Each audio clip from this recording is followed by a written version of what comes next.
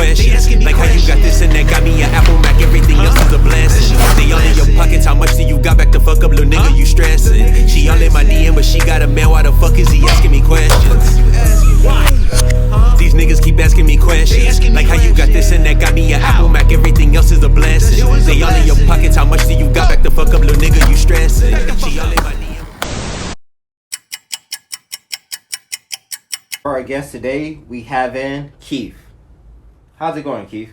Going good, man. Killing it. How was your day so far? Thanks for coming through. I do appreciate it. No problem, dude. Just fucking work, killing it, regular day. For sure. Did you have a skate session before you got here? Nah, not today. Nah, recording any music? Always, every day. Oh, for sure. What neighborhood did you grow up in? I grew up in, I moved pretty much every 5 years, so it's kind of hard to say where I grew up. I grew up in El Sereno. I lived on Dinker. I lived in South Carolina. I lived in East LA. I've been pretty much all over the place. Were you skating during these times? I didn't start skating until late, to 2003. That's when I was in El Sereno. Okay, and where is El Sereno located? El Sereno is located right outside San Gabriel Valley. So you hop on the 710 freeway. If you're coming from Long Beach and you take the 710 all the way to the freeway ends, you're in El Sereno. Okay, so how would you describe El Sereno? El Sereno's the hood. It's the hood. The hood as in... It's known for gangsters. El Sereno's only known for cholos, yeah. The people that grew up in that area, they have kids, and those kids grew up in that area. It's that neighborhood is just passed down to the next generation of family members that are already there. Being in that neighborhood, were you influenced to join any gangs? Nah, I've never been into team type things. That's not my shit. To be a follower, I'd rather be a leader than a follower. Yeah. That's why I was driven to skating, because it's not team based. If I fail, I failed because of me, not because somebody on the team. Has skateboarding taken you anywhere? Yeah, I actually went to Amsterdam, San Diego, Las Vegas. Yeah, different places. Tell us about Amsterdam. Amsterdam was pretty dope. Me and my homie won this Mountain Dew contest. I was filming him, and we won this contest that was pretty much against the whole world. They picked one kid from each country, won the trip to Amsterdam, went out there, skated for 7 days, went to the red light district. Yeah, man, good times. Definitely good times. Good people, good food. The weather was shitty. It rained every day, but other than that, it was cool. How was the skating in Amsterdam? There's nowhere to skate there. The only place we could skate was at the skate park that they had built there. Other than that, the ground's made out of cobblestone, so yeah. Damn. I know Amsterdam is a notorious place for its weed. Yeah, you got a lot of Reggie. I mean, at least where we was at. Everywhere we went, the weed smelled the same, I swear to God, bro. You bought sativa, you bought indica. That shit all smelled the fucking same everywhere you went in Amsterdam. Have you tried the VVS pens? Nah, but I want to. Yeah, me too, man. I've been hearing good things about those, but so far I haven't found a shop in my neighborhood that carries it. How long you been skating for? I've been skating since 2006. 2006? What got you started in that? Tony Hawk Pro Skater. Oh, the video game? Yeah. Oh, what system was that? PlayStation 1. 1? Yep. I'm trying to think. Did I even own a PlayStation 1? Were you I think born? Nah, I'm not. No cap though. I think I got it a year or two after it originally dropped. Okay. Yeah, I wasn't that big on video games. I wasn't one of those kids. I feel it. So what's your skate stance? Goofy. For sure. All right. What do you prefer, switch or regular? Both, but regular is more convenient. Front side, back side. Backside. Oh, so you would hit it from the back, man. Rails or ledges? Ledges. Ledges? Ledges. All right, for All sure. day. I believe it, bro. I've been seeing your IG clips. Hella ledges. All day. For sure. Impact or tech? Tech. Alright, for sure. I was about to say, if you put impact, I'll say that's straight cap, bro. Yeah, 'Cause I don't be I be jumping off watching, nothing. I be watching you skate, man, and Jumping off nothing, bro. hella tech. I gotta put you in that tech category. What do you prefer, skate park or street? Skate park is just convenient. It has ledges, has everything you want. You don't have to worry about pedestrians, nothing like that. But street's always fun for experiences. What would you prefer to watch, though? It depends on the skater. Some skaters make skate park look good. Some skaters make skate street look better. Like, what would you want to see in the skate park as this steezy style? Paul Rodriguez. Alright. Yeah, Paul Rodriguez in the skate park kills it. In the streets, Nija. Yeah, Yeah, I gotta give a shout out to that guy. Like, Nija Houston. the consistency. Insane. I like Yuto Horigome too. Yeah, I've been seeing footage from him too, and bro, this the trick selection right there is just spectacular. He's right? really good. Really good. Before you go to a skate sesh, how do you hype yourself up? Do you watch footy?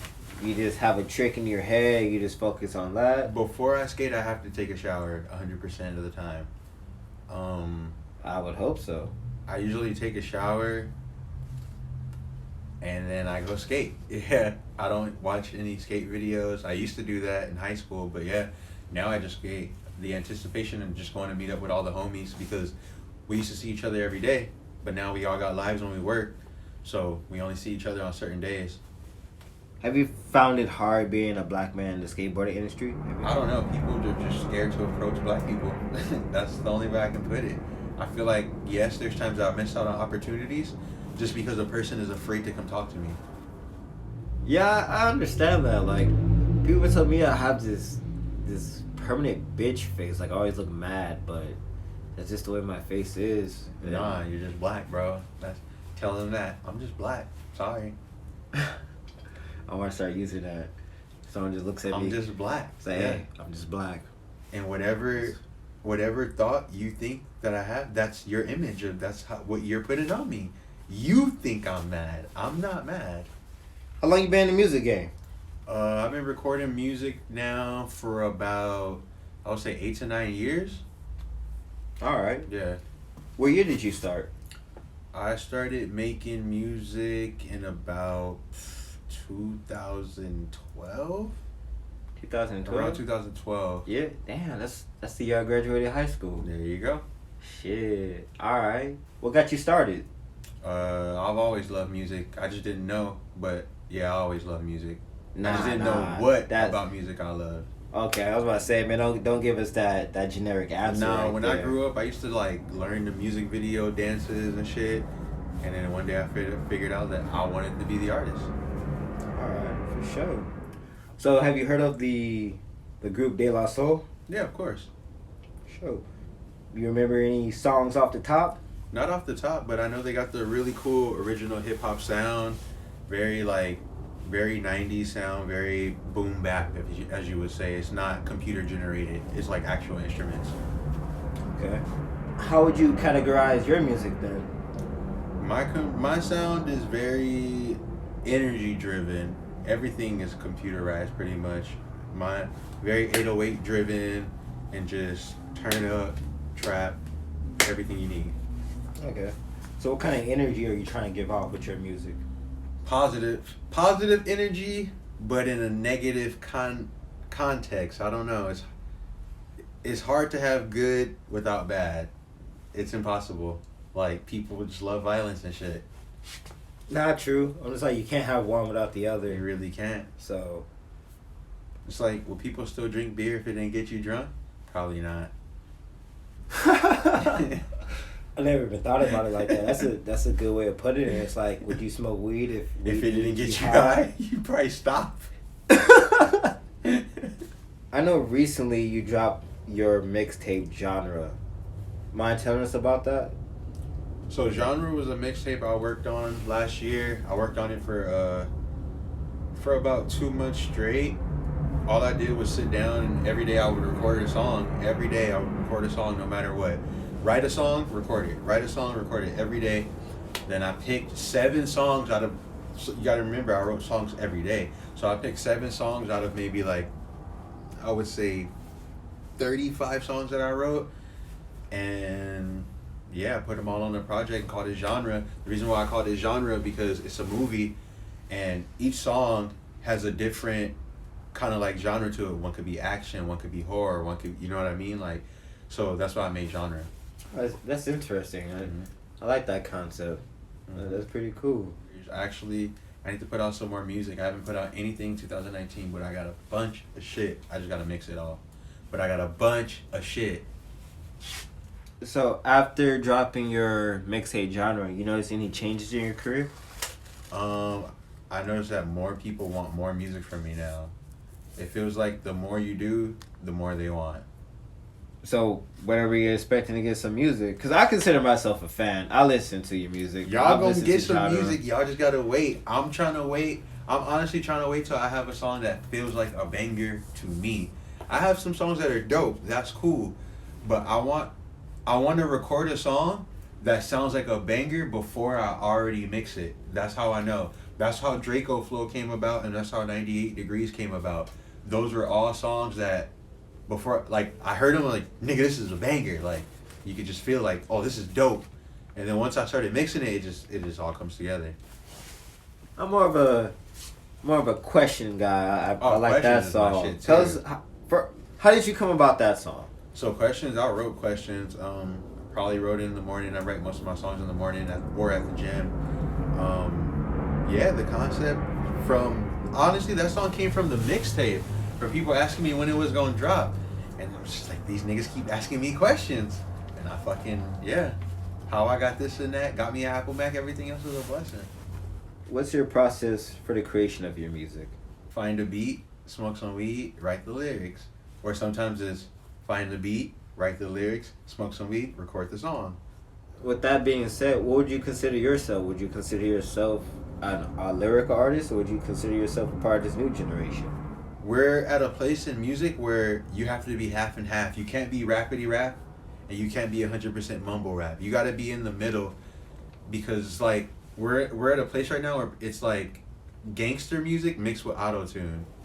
A lot of music in today's generation is very it's very fast food. Very fast food, because these kids don't write their music anymore. There's no thinking. There's no bars. There's no hidden, There's no double entendres. There's nothing. Yeah, because I find myself sometimes going back to old music, like Nancy Simone and like Ray Charles, shit like that. People that were in their heart with their fucking lyrics. Yeah, like they were actually lyrical. They actually sat down. There's a feel. There's a vibe. You know what I mean? There's an energy to their music. In today's generation, I just feel like everything is just so computerized that after a while, I'm just like, okay, I'm done with this. It's fake because no one's really sitting down with the beat anymore. That's the problem. People are pulling up to the studio, they play a beat, oh, I like that, and they just start writing right then and there. And it's just like, bro, you got to sit down with that beat, come up with your concept, come up, all right. But there's none of that. Everything's just quick. Get in the booth, punch in, we got a song. With it being Black History Month, I want to ask you a question. Black man to black man. You being a musical artist, have you find it being difficult to maneuver in the industry? I feel like black people have a hard time helping other black people. I feel like it's just some kind of social. I don't know how to explain it. It's just like, it's hard to get love from other black people. I get love from everybody else before black people compliment me on anything, and that's with anything, not even just music. Oh, so even skateboarding? That's with everything. So who you say you have more fans of in your music? Probably Latinos. Okay, so you have a bigger Latino fan base. For sure. In one of DeLaSoul's albums, they showcase a broken flower pot denouncing their hippie-like image. With that being said, are there any preconceptions that people have of you that you want to address? Not really. I feel like I'm still developing. Is there any image in the industry that you want to change? This pill popping scene gotta die. Shit's not cool to pop no fucking pills. Niggas out here popping more pills than grandma. Shit don't make no sense. Have you ever popped a pill? No, popped a ibuprofen or a pill when I'm sick, not a pill to get high. Any artists you ever worked with that you don't want to work with again?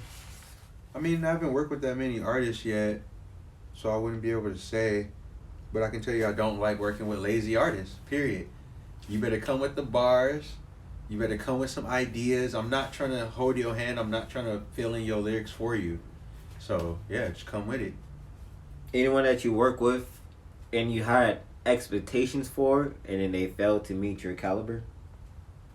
I mean, I've rapped with people that claim they wanted to rap, and then when we rap, they get nervous, or it's their first time hearing their voice over the mic, so they don't want to do it anymore. That's about it. But other than that, I mean, I can't get mad at them because I didn't think they were rappers in the first place.